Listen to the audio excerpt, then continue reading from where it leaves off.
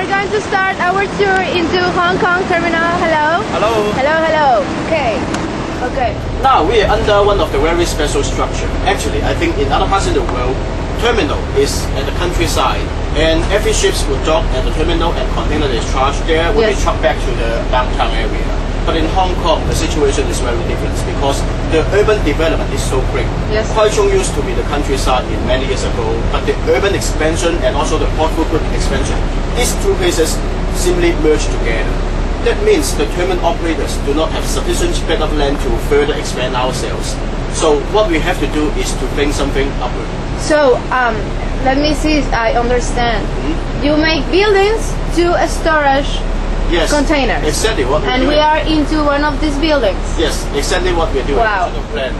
7-Eleven was the original plan. The original planning, because when we built this building in 1985, the planned capacity is just talking about certain thousands containers per day. How much, excuse me?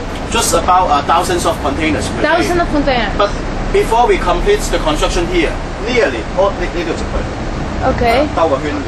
nearly all the spaces is being listed out already. That means the demand in the market is still very high. So further on, we build an additional block just next to this one. Okay. And it is 13 level high. 13? 13. Wow. When the two blocks come together, the total leasable land area is talking about 900,000 million feet. Square 9,000? Yeah. Square? 900,000 square feet. 900,000 square feet. Square feet. And the capacity in containers, in TEUs, in TEUs? is talking about more than 5,000 per day. 5,000 capacity of it only counts the container throughput, not counting together the lorries who is bringing cargo onto this building. Okay. Because just to talk about the lorry reason, every day we got more than 8,000 trucks coming into the building. 8,000 and just one building? Just one building. This is the building that we're talking about. 13 levels. And all of the levels have containers inside. And in the top they make the consolidations, right? Yep. Okay.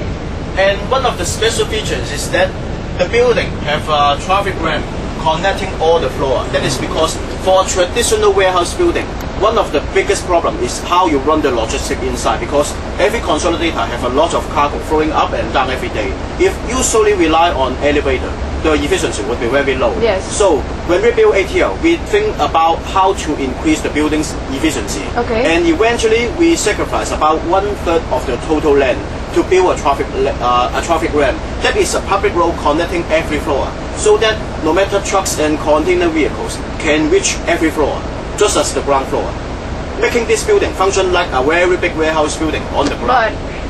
But building up, other side. It is the 13 level high. This is the 7 level high. Okay. We call it block A. This is the traffic ramp. This is the... Yeah. Okay. You may see how... Wow. Not good.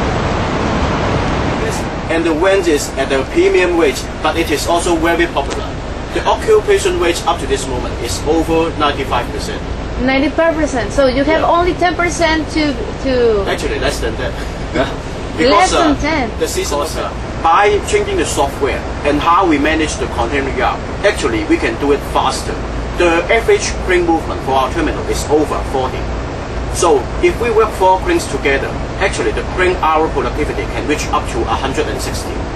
160 means, wow. That means if a ship is coming to Hong Kong, which is to loading, in the original plan it may need 8 hours. But in our terminal, we can shorten the port station time to 5 hours. Wow. That means we work faster for ship A and faster for ship B. We can reduce the time so that 2 ships can come into the same berth window and without any delay, very much fluctuating, and not a good things to manage the container terminal. And in Hong Kong, we have developed a very good appointment system for the customer and also for the truckers. When they receive the order to pick up the containers, first of all, they don't need to come to the terminal and waiting here. They can use the hotline to inquire to the terminal. When will this box be available? By phone, by internet? By phone. What about the customs? They have to have the customs document ready in order to get it in the terminal? Usually, how it works? The custom would have a very minimum level of involvement of the total shipment, because Hong Kong is a free port. They only tax on some cosmetic products and some of the alcohol products. alcohol and cosmetic. Yeah. Alcohol product and other than the cosmetic products, other things, we can assume they can freely move into the port and out of the port. So the custom don't need to control every container movement. They just need the carrier, that is the shipping license, to declare how many alcohol and how many cosmetic products they are carrying by document and send to the custom house. And to ensure the warehouse operator, like ours, is monitoring the movement of these containers. That's okay. They don't need to check every container. Okay. Normal process, import and export, very similar process. The trucks arrive at the gate and instruct to go to the yard step and then look at the display board and take delivery. For the whole process, it is less than 30 minutes. For the whole process, in, out, leaving the box, half an hour. going out, 40 minutes. Yeah. No And more. if you